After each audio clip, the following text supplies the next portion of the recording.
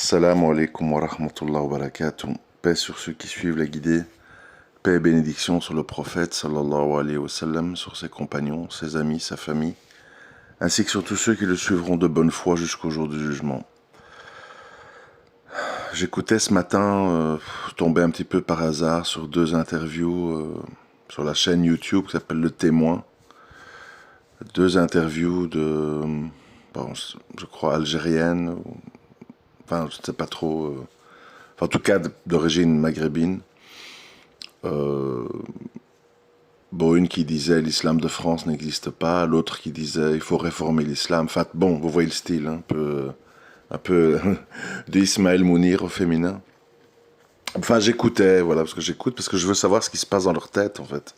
Moi, ça m'intéresse de comprendre ce qui se passe dans la tête des gens, parce que après, ça m'aide à extrapoler et pouvoir en sortir des conclusions. En fait, souvent, il y a des gens qui disent, voilà, bon, le Coran, d'accord, vous dites que c'est la parole d'Allah, c'est un livre, etc. Mais nous, ce qu'on voit, c'est qu'en fait, il a été interprété de plein de façons.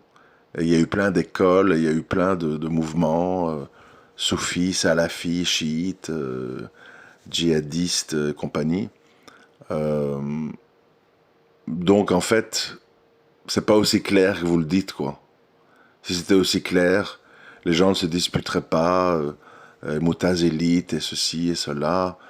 Ça veut dire que bon, c'est confus et ça peut pas être divin si c'est confus, etc., etc. Vous voyez, bon, vers quoi on va. Et donc évidemment, là, j'entendais, voilà, l'islam réformiste. Pourquoi les versets abrogés ne devraient pas être mis en avant à notre époque, notamment par rapport à l'alcool, il y a eu des versets abrogés, abrogeants. Ça, c'est des gens qui ont dit, mais en fait, si l'alcool a été autorisé à un moment, il pourrait l'être à nouveau. Enfin bon, tout un micmac. Enfin, vous voyez le style. Mais bon, c'est pas pour parler de ça que je fais cet audio. Ça, on a l'habitude. C'est parce que c'est la conclusion, en fait, qui m'intéresse personnellement à partager avec vous. C'est que nous, c'est ça qu'il faut comprendre, en fait. Quand on fait une introspection autocritique, qu'on aime ou qu'on n'aime pas l'islam, qu'on est musulman ou non. Nous ne sommes pas des feuilles, nous ne sommes pas des feuilles blanches. Il faut comprendre ça.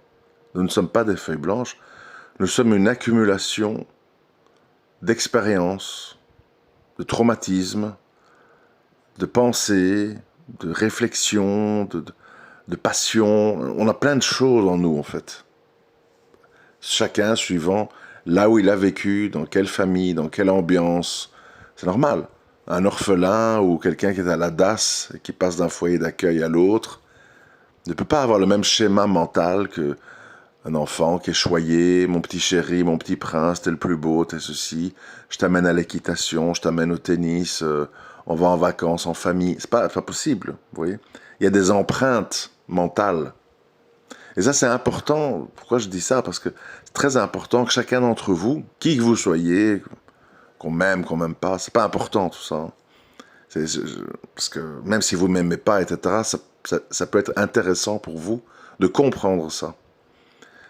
Nous avons donc, et plus on est vieux, et plus ce schéma mental, vieux ou vieille, plus ce schéma mental est complexe et enraciné. C'est-à-dire quelqu'un qui pendant 20 ans, 30 ans, 40 ans fréquente les mêmes personnes, comment je vais dire, répète les mêmes pensées. Vous voyez comme on dit les vieux fachos, tu vois, ouais, les Arabes, les Noirs, bon. C'est des gens qui ont tout un long parcours derrière eux de, de, de répétition continue de leur conviction. Et donc en fait, ils s'enracinent là-dedans. Bon, je dis tout ça pourquoi? Parce que, pour vous aider à comprendre la suite. Donc nous ne sommes pas des feuilles blanches. On vient avec tout un parcours. Et quand un livre comme le Coran nous parvient, il va être interprété et donc après vécu d'une façon différente. Souvent, en fonction de notre patrimoine personnel. Parce que pourquoi je dis ça? Parce que c'est un phénomène naturel. Il n'est pas bon, mais il est naturel. C'est-à-dire que quelqu'un, je l'ai souvent dit, hein, donc c'est pas nouveau non plus, mais quelqu'un qui est dans une réalité violente, qui est basée sur bagarre, braquage, vente de drogue, etc. C'est sa réalité quotidienne. Tous ses amis sont là-dedans, il écoute des rappeurs qui parlent tout le temps de ça, etc. Ben, quand il a un Coran qui va lui tomber entre les mains, il y a beaucoup de choses qu'il va survoler, et il y a beaucoup de choses qui vont lui parler. Plus le butin, la guerre, les prisonniers, les esclaves, bon, rançonnés, enfin tout ça.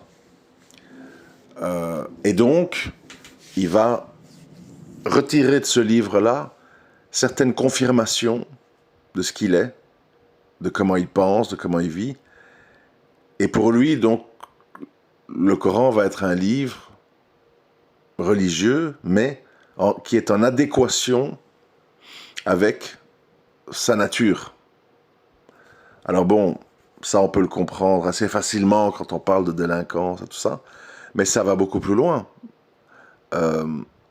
Quelqu'un qui a une nature comme ça, à fuir les problèmes, à aimer la douceur, il va se diriger, il va trouver des versets qui vont aller vers ça, et il va se diriger vers un islam un peu soufi, où il y a beaucoup de dhikr, où il y a beaucoup de chaleur humaine, de politesse, etc., etc.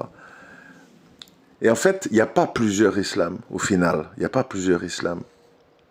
Il y a plusieurs types, des centaines de types d'êtres humains, avec des vécus. Enfin, je ne vais pas répéter ce que j'ai dit au début. Donc le message, il est unique. Le message, il est complet. Il aborde toutes sortes de paramètres de la vie des êtres humains. La guerre, le couple, l'unicité divine, la miséricorde, la patience, le paradis, l'enfer, les règles d'héritage, qu'est-ce qu'on peut boire ou manger, etc. Donc c'est un grand voyage dans toute notre vie, en fait. Mais le problème, comme je le dis souvent, vous allez dire que je fais une fixette, mais je suis obligé de chaque fois arriver à cette conclusion. Le problème, c'est la question de l'humanisme, de l'humain. C'est l'humain le problème. C'est pas le message. C'est-à-dire que c'est l'inverse de ce que disent les gens. Les gens, comme tous ces réformistes là dans les interviews que j'ai vues, eux en fait ils veulent dire, nous les humains, avec nos spécificités actuelles, il faut que le message divin soit conforme à nos natures, à notre réalité, à nos passions. C'est à Dieu de se plier à nous, l'humain. L'humanisme avec un grand H. Et on en revient chaque fois à ça, en fait.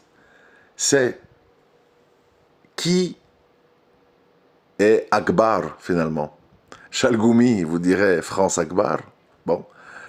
Et d'autres gens, ils vous disent l'humain Akbar. Et Allah, c'est en dessous, et on prend dedans ce qu'on veut. Et on rejette ce qu'on n'a pas envie. C'est toujours, d'où en fait l'importance. Je ne sais plus où j'ai entendu ça. C'était un prédicateur. Oui, c'était Zakir, je ne sais plus son nom. Un frère indien qui prêche, etc. Il a expliqué l'importance de pourquoi on répète souvent dans la prière, avant les inclinaisons, etc. Allahu Akbar. Allah est le plus grand. Parce qu'en fait, tout commence là. Je sais que ça paraît bateau, hein, ce que je vous dis, mais au final, les choses les plus simples, c'est les choses qu'on oublie le plus facilement, curieusement. Et on ne mesure pas, je crois, l'importance, le socle fondateur qui est de dire Allahu Akbar. Ou, ça va ensemble, La ilaha illallah.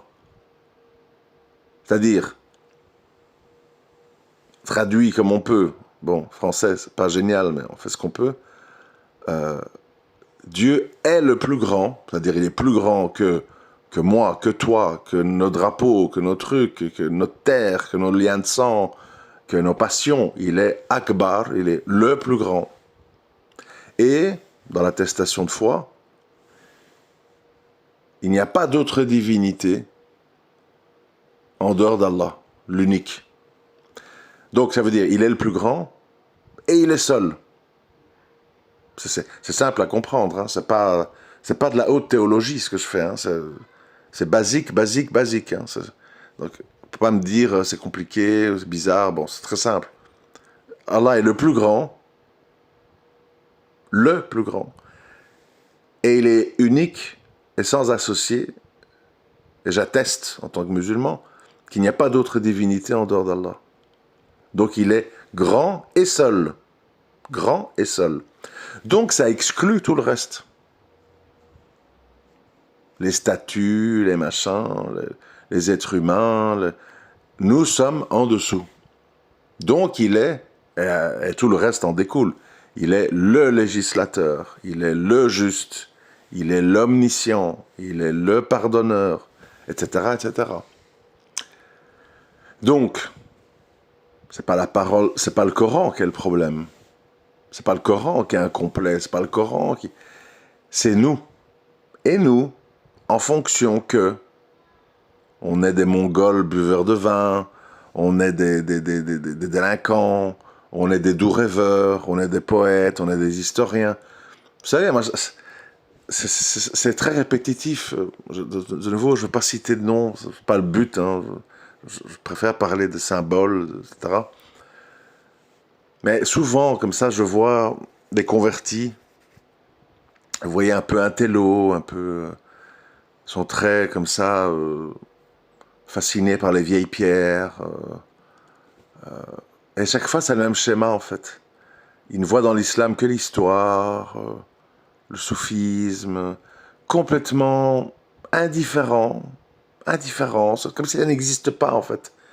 Les gens massacrés, les guerres, les politiques, l'argent, ça n'existe pas. Ils ne sont que dans, je sais pas quoi, enfin, la mosquée de tel truc, et oui, parce qu'en 1580, et il y a eu un cheikh soufi là-bas qui truc, et tout tourne autour d'idées romantisées, poétisées. Et donc, évidemment, quelqu'un qui est comme ça, et il y a pas mal de convertis qui sont comme ça, il va avoir une lecture du Coran très sélective, dans laquelle tout ce qui est trop dur, terre à terre, un peu machin, va être oublié. C'est pas, attention, c'est pas un phénomène voulu parfois. Donc ça veut pas dire que les gens sont hypocrites, ils mettent de côté.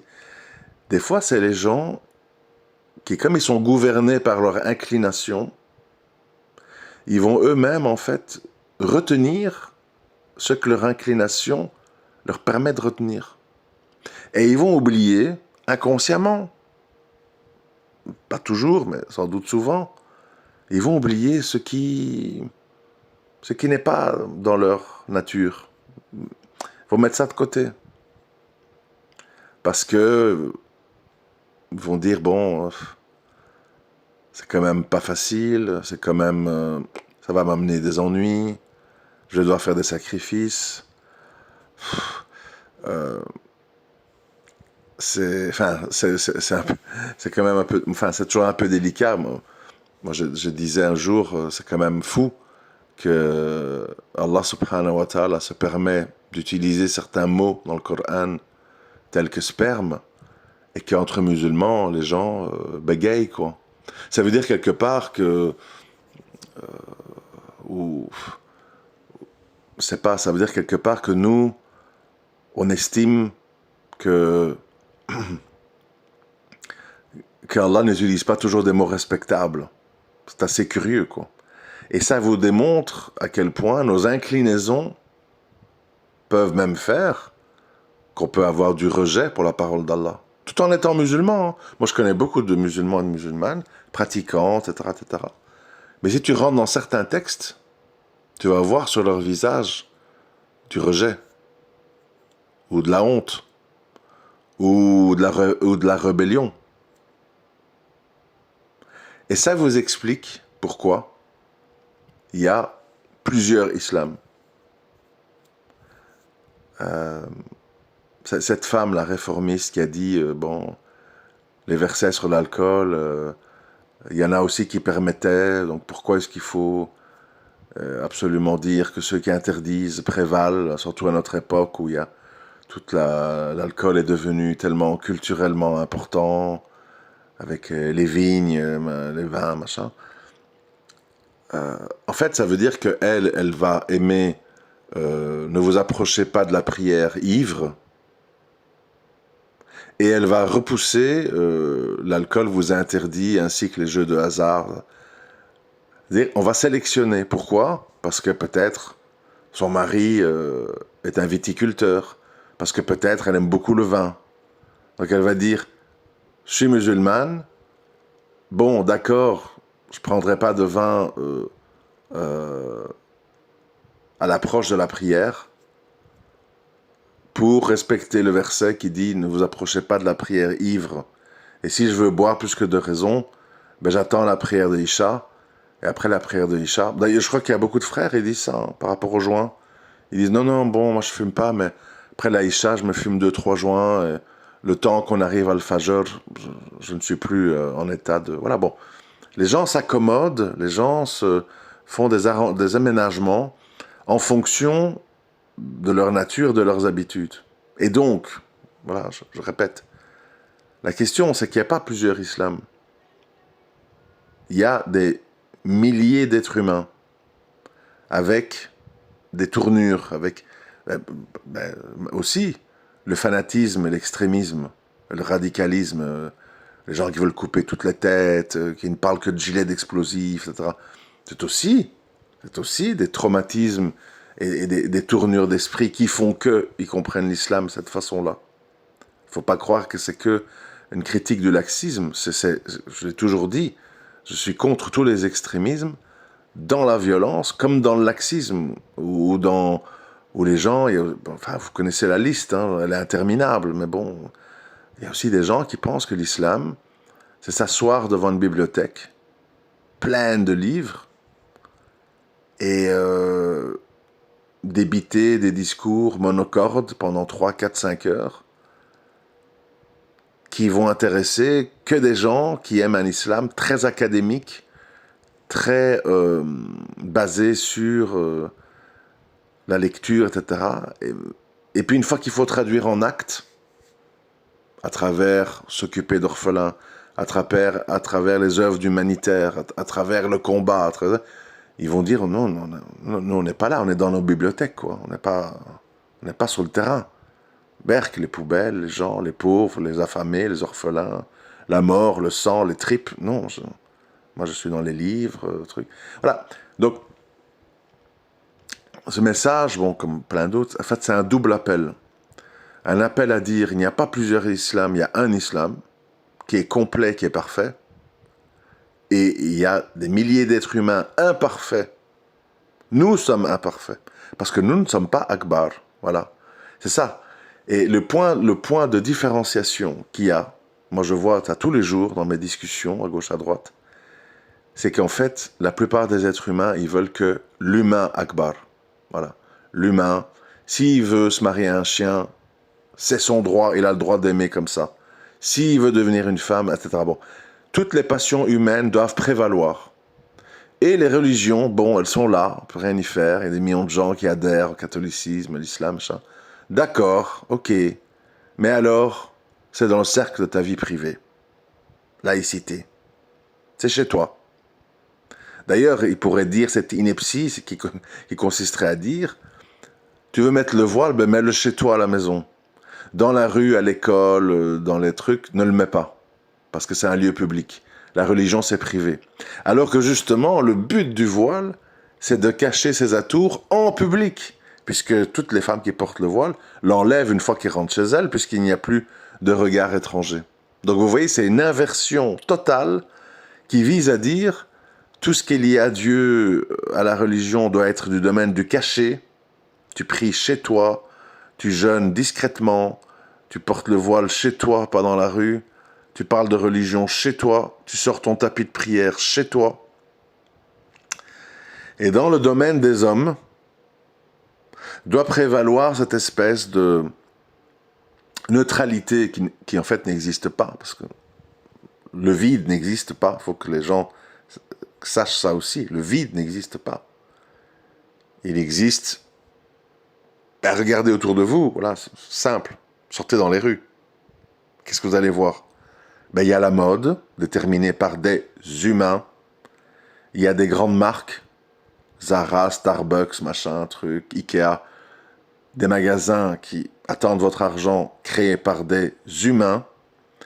Il y a une pensée mondialiste globalisante, et l'Ukraine, et les vaccins, et les homos, et LGBT, ces trucs, et c'est bien, il faut vivre avec son temps, progressisme, bon, voilà. Donc il y a une idéologie qui circule, il y a une idéologie, c'est une idéologie, hein, de déterminer qu'est-ce qui est bien et mal, qu'est-ce qui est méchant, qu'est-ce qui est gentil, et ça doit prévaloir, parce que donc, le mondialisme humain de l'humanisme triomphant l'emporte. Il est Akbar, humanisme Akbar.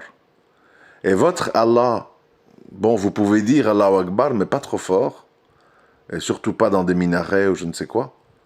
Ça, c'est chez vous. Et tout ça, on va vous dire, oui, mais attends, c'est au nom de la diversité. Parce que tous les musulmans ne sont pas pratiquants. Je connais plein de, comment ils disent, je connais plein de musulmanes qui ne portent pas le voile, qui ne font pas toutes leurs prières, qui travaillent au milieu des hommes, qui font la bise, qui boivent un petit verre de rouge, mais c'est des musulmanes. Ça, c'était Michel Onfray qui avait dit ça dans une conférence.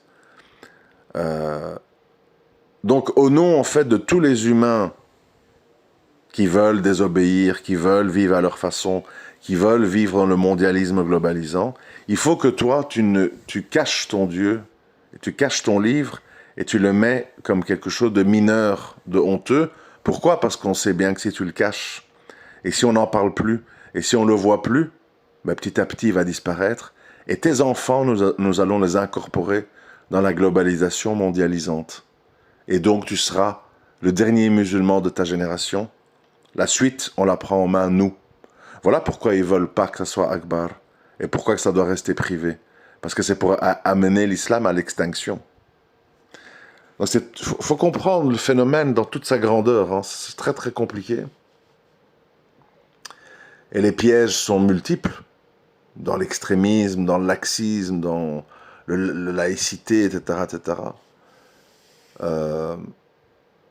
Parce que dans le monde que moi j'imagine, mais bon, ce n'est que moi. Voilà, c'est comme ça que je vois les choses. J'estime qu'on doit être dans un monde où on peut, comment je vais dire, tout faire et tout se dire, tant que il y a des bases communes. Si ces bases ne sont pas communes, on ne peut pas vivre ensemble. Je m'explique. Pour moi, dans les rues, sauf si c'est un État islamique, mais je parle dans le monde dans lequel on vit, nous, en Occident, etc. Pour moi, dans les rues, il devrait y avoir des témoins de Jéhovah, des protestants, des athées, des agnostiques, des musulmans, qui chacun vivent pleinement leur foi. Voilà, le musulman, il a sa barbe, la femme a son voile, quand c'est l'heure de la prière, ils peuvent s'arrêter n'importe où, sortir leur tapis et prier. Et de même pour, je sais pas, n'importe, le protestant qui veut se mettre à genoux à tel moment de la journée, qui veut mettre devant lui une statue de la Vierge, enfin je ne sais pas moi, n'importe. Pour moi tout ça, ça devrait être possible. C'est-à-dire, tu as des convictions, j'ai des convictions, c'est pas les mêmes, mais vivons-les pleinement. Tant qu'évidemment, j'arrive pas, toc toc toc, oui, toi le protestant, tiens, un voile pour ta femme, je supporte pas qu'elle soit dévoilée en rue. Là, c'est plus du vivre ensemble, ça devient de l'imposition aux autres alors qu'ils partagent pas ta religion. Donc ça c'est voilà. Mais après, quand je dis les bases, c'est-à-dire qu'évidemment, moi je pense qu'entre gens même agnostique et athée, mais qui acceptent que l'autre n'est pas comme lui, et n'en font pas toute une maladie, quoi. Ah, dans un coin du métro, j'ai vu un couple prier, ils nous ont dit Allahu Akbar, t'imagines, oh là là, on n'est plus en France. Bon, voilà, ça, ces gens, c'est pas possible pour eux, tu vois. Et moi, je parle entre gens de bonne composition, c'est-à-dire des gens qui disent, bon, voilà, l'hindou, il a fait ça, j'ai vu le protestant qui escaladait telle rue sur les genoux parce qu'il faisait une sorte de... Voilà, moi, personnellement, ça me dérangerait pas, en fait, de voir les gens qui vivent leur religion pleinement, euh, voilà, quoi. Donc, mais là où ça pose problème, c'est quand, à un moment donné, en fait, tu as des gens qui brisent la base commune, qui est une espèce de, de, de, de respect dans des choses respectables. C'est-à-dire, voilà, le couple qui prie, ils sont habillés, ils prient pour eux, ils n'hurlent pas. La plupart des prières en islam se font à voix basse, sauf celle de la fin de la journée et du soir, etc. Donc c'est très discret finalement. Tu vois. Mais à contrario, maintenant on est dans un monde où on dit, bon, tout ça pose problème, tout ce qui est lié aux religions, ça pose problème. Par contre, tu dois subir des gens à moitié à poil, qui se bécotent dans la rue, qui se tripotent, qui se mettent des plumes, fuck you, I'm gay, so what, transgender, machin, power, bon. Donc en fait, on t'impose toute une espèce de décadence humaine au nom du pluralisme, machin, et on te dit, attention, si toi, tu es vraiment dans le Akbar, prière Akbar, Allahu Akbar, etc., et que tu le vis, alors pour nous, tu es un extrémiste qui fait du prosélytisme. Donc, je vous dis tout ça, je sais que c'est très... Bon, ça va un peu dans tous les sens, mais... Je vous dis tout ça pour vous dire qu'au final, il faut simplifier, pour comprendre. L'islam, Allahu Akbar, la ilaha illallah. Allah est le plus grand, et il n'y a pas d'autre divinité en dehors d'Allah. Et donc son livre, il s'impose sur moi. Je commence pas à chercher à jouer des jeux, parce que moi je suis fainéant, j'aime pas prier, donc je vais dire que dans le Coran on peut prier comme ci, comme ça, même si je sais que dans la Sunna il y a des détails, je fais semblant de rien. Et j'en viens, comme je vois parfois sur TikTok, des gens qui disent ce qui compte c'est la sincérité, moi je prie dans mon lit, moi je prie en écoutant de la musique, enfin, etc. Bon, bref. Donc c'est déjà, il n'y a pas plusieurs islams, il y a un islam, mais il y a, est-ce que notre personnalité, notre vécu et notre traumatisme s'imposent sur notre lecture ou on la lit en toute soumission. C'est pour ça qu'on dit c'est un livre pour les pieux, c'est un livre pour ceux qui craignent leur Seigneur. C'est-à-dire pour ceux qui disent « je ne suis pas Akbar » et ma vie, mes traumatismes et mes blessures ne sont pas Akbar. Tout le monde a des traumatismes, tout le monde a eu des choses dans son enfance, et ça ne peut pas faire que je vais être sélectif ou que je vais lire la parole divine avec une orientation. Je suis un gars nerveux, je suis un gars violent, je suis un gars qui a fait de la prison, je suis un gars qui a fait des braquages, etc. Ok, d'accord, c'est ton vécu, mais maintenant, il y a Allah qui te parle dans le Coran.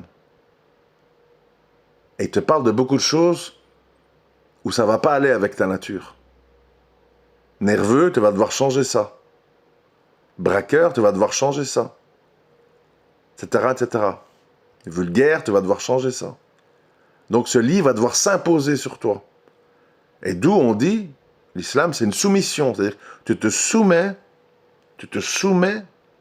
à Akbar, qui est Allah. C'est pas toi, Akbar. C'est pas toi. Avec tes envies, tes excitations, tes envies de parler que de kalash et de tête coupée. Non, non, non. Tes envies, ça passe pas avant ce qu'Allah il a dit. Allah il a dit beaucoup de choses. Toi, tu te mets en dessous. Et tu arrêtes de prendre tes opinions personnelles pour divinité. Moi, je pense que les femmes, moi, je pense que tous les hommes, machin. Ça, c'est toi. C'est pas ce qu'Allah il dit. Et donc, cette parole claire et unique, il y aura toujours des gens sur la vérité, ce qu'on appelle, entre guillemets, la secte sauvée, mais pas une secte. Les sectes, c'est les autres, qui ont pris leur passion pour divinité et qui ont puisé dans le Coran pour nourrir leur passion. Il y aura toujours un groupe sauvé. En fait, c'est quoi? C'est le groupe, bon, souvent on dit d'une façon académique, c'est ceux qui restent attachés au Coran et à la Sunna. Bon, mais ça, tout le monde le dit, donc c'est un peu un problème. Mais si on veut traduire, essayer de trouver une autre explication, c'est le groupe qui va lire, interpréter et appliquer le Coran en faisant abstraction de leur passion personnelle. Leur nationalisme, leur racisme, leurs blessures, leurs traumas, leurs incestes, leurs trucs, qui vont lire ce livre en faisant abstraction, le plus possible en tout cas, ça veut dire en étant sincère, de leur personne, leur moi personnel. C'est ça pour moi le groupe sauvé. Et c'est pas facile. Et c'est pas facile. Si tu es une femme très jalouse, et tu vois des versets où on met tes femmes, vos femmes, au pluriel, c'est très dur. Voilà. Et alors après, on va commencer à chipoter, à discuter. Oui, mais truc, il faut être juste. Nanana. Oui, mais bon, voilà. Et le problème, je peux vous assurer, je vais conclure là-dessus, beaucoup de problèmes que nous avons, nous les musulmans, c'est qu'en fait, la parole d'Allah, elle n'est pas akbar. Franchement, hein. On aime bien, on souscrit, on prie, on met le voile, etc. Mais chacun suivant ses faiblesses, l'usure, combien de gens sont dans l'usure? Parce que, voilà, c'est pas akbar, quoi. C'est bon, oui, mais bon, de nos jours, on va chaque fois te dire ça, quoi. L'alcool, la polygamie, l'usure, machin. Oui, mais de nos jours, oui, mais la prière, écoute, le travail avant tout, moi je regroupe toutes mes prières le soir. C'est pas akbar, quoi. C'est ça le problème. Et maintenant, qu'est-ce qu'on nous dit? Malgré qu'on patauge déjà dans la boue, votre religion, elle est trop akbar. Il faut plus d'humanisme et de laïcité akbar. Il y a encore trop d'islam là. Bon, vous pouvez pas à l'école, vous pouvez pas être accompagnatrice scolaire, nanana. Mais il reste ce voile en rue là qu'on voit, dans le métro, dans le RER. Si on pouvait, on dirait, mettez-le chez vous, à votre terrasse de votre appartement, quoi. Et en dehors de là, enlevez-le. Il y a trop là, encore trop. Oui, ce projet de mosquée, il est bien, mais il est un peu trop haut, il est un peu trop vaste, il est un peu trop voyant. Faites quelque chose de très lisse, qu'on remarque pas. Surtout pas de minaret, évidemment. Cachez-vous. C'est comme ça, quoi. Si tu vas sur Google Maps, sur la carte de l'Italie, et tu tapes mosquée, tu vas voir des points, et tu cliques sur les points, tu vas voir, ce sont que des salles de prière cachées derrière des immeubles, dans des sous-sols. À part la mosquée de Rome, tu n'as aucune mosquée construite en Italie. Tu n'as que des pièces aménagées. C'est honteux, quoi. C'est pas akbar, ça doit être quelque chose de caché.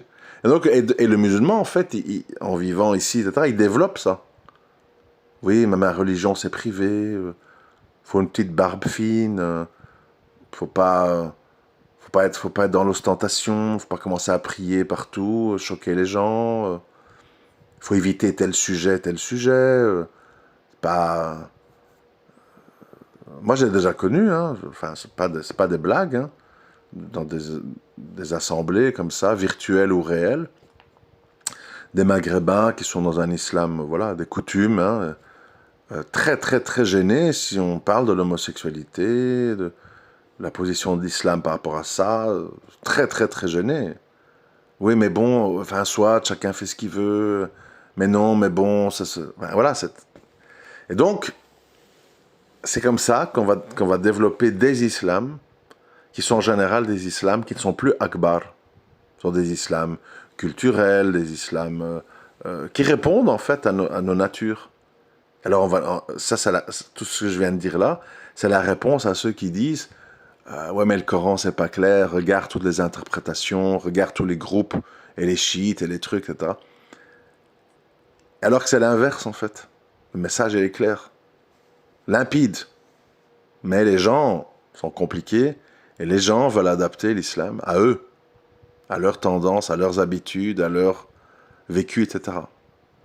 Donc voilà, c'était un petit peu une petite demi-heure sur ce sujet. À bientôt, Inch'Allah. Assalamu alaikum wa rahmatullahi wa barakatuh.